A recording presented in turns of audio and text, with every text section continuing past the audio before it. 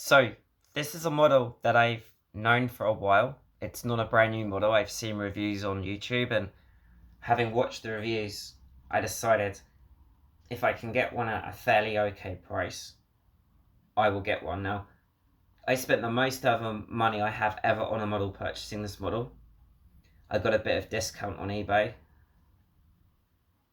I just decided to get it.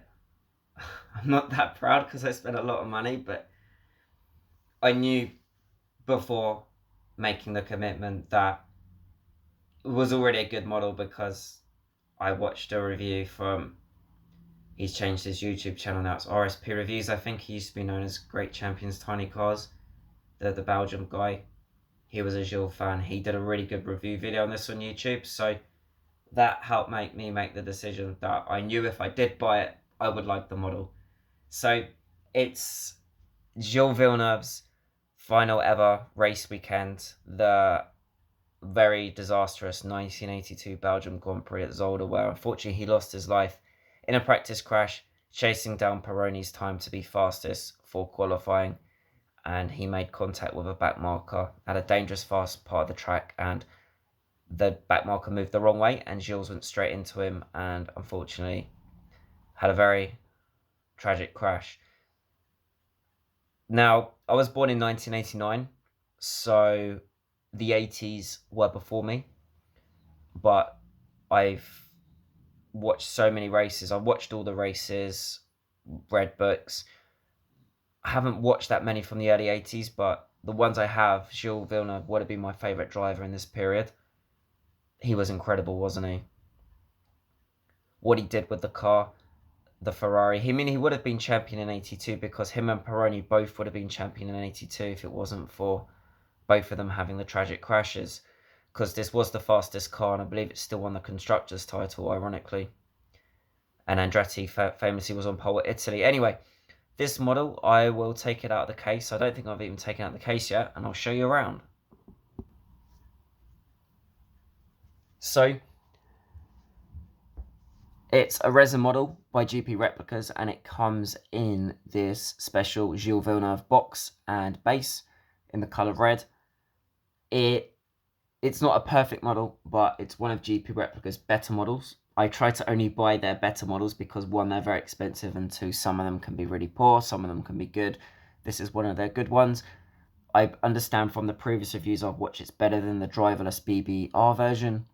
So as to date, 2025 January, this is the best model you can buy of the 82 Ferrari, and it's currently by GP Replicas, unless Look Smart come along or something and make this model, which they might well do.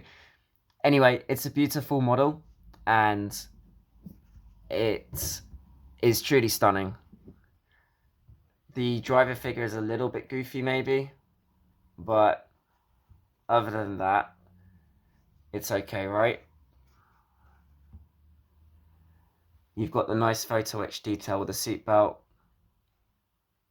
There is a famous photo of Gilles with his hands like that in the cockpit, so I think that this must have been based on that photo, his driver figure.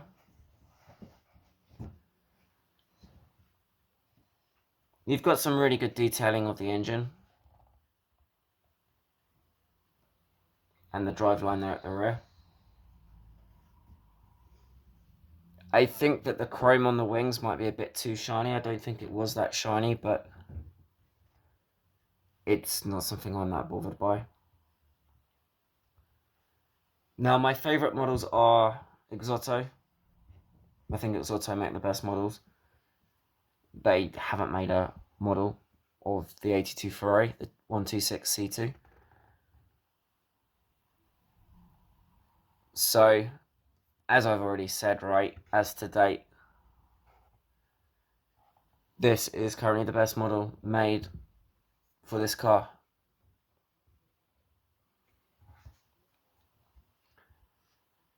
It's a very good looking car, apart from the tragedies of Paletti and Villeneuve in 82. I strongly believe, and all the crazy politics as well, the 82 season was a classic if it wasn't for these horrible things. The racing was, with the ground effect cars, it was competitive. there was a lot of teams and drivers that were winning races. Prost, Arnoux, or was it? Well, Prost in the Renault, Lauda in the McLaren, Piquet in the Brabham, Villeneuve, Pironi in the Ferrari. It was an incredibly competitive year, so that's why it's so sad with what happened. And Prost probably should have been champion that year anyway. But Rosberg went on to win the championship in the Williams. I actually have that model as well in Resin by Mini Champs. That's a really nice model. So yeah, it's often how we feel, isn't it? We go back, we look at classic Formula One, and it's so many what ifs. This was a beautiful looking car, a ground effects car. In '83, they removed the ground effects. The wheelbases got a bit shorter. They didn't have them big side pods because you didn't have the floors underneath the channels. But I really like this car because the wheelbase isn't that long. It's still a short looking car. It's beautiful, right? And it had the flat 12 Ferrari engine as well, I'm pretty sure. So yeah, I'm really glad I did get this model. I'm glad that I got it, and it's in my Ferrari collection. I'm not going to start collecting Villeneuve cars. Not that there was that many, to be fair. But I wouldn't mind a 79 Ferrari. I already have that, the Scheckter version, the Exoto model with Scheckter. But I did actually have a Villeneuve model before when I was a young kid. So it might have been the early 2000s. I had his 1977 McLaren by Mini Champs, his first race at Silverstone. I sold that model and I've recently bought the Hunt version of 76. So yeah, anyway, I wanted to get this model because I'm collecting Ferraris, I'm collecting 80s and 90s cars. That's predominantly my collection, is 80s, 90s, my favourite era of Formula One. I have some world champions as well, and I really like the 80s. Always grew up as a kid in the 90s, fascinated with the 80s and the turbo era, the politics, the drivers, the classic tracks, the raw thoroughbred, raw Grand Prix racing that it truly was in that era, in the 80s and 90s, and the dangers drivers faced. And sometimes the most successful drivers aren't the most popular, and like I like Jean Alesi as well, and I like Gilles Villeneuve. I like these crazy, vibrant drivers that gave their whole heart on the racetrack. And Nigel Mansell was similar as well when he could be bothered and wasn't moaning. They were just raw, thoroughbred drivers that when they wanted to, they could give it 150% and pull off crazy drives. Like there's that famous race where Villeneuve won in Jarama, or Harama it is, isn't it? In 1981, we had 5 cars behind him in that rubbish 81 Ferrari. So yeah, it's nice to have some classic 80s cars. Like I've got a Beloff Tyrrell as well from Monaco 84, Benetton Berger 1986 Mexico race car as well. So it's nice to have these symbolic cars that bring back emotion and memories, as collections often do.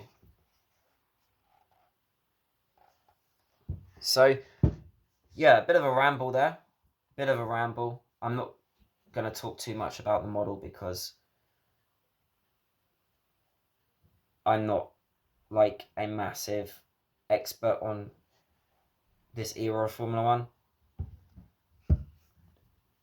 But I know from the other reviews, as I mentioned, that this is a good model. The proportions and accuracies are the most accurate to date. So yeah, I guess this was a review.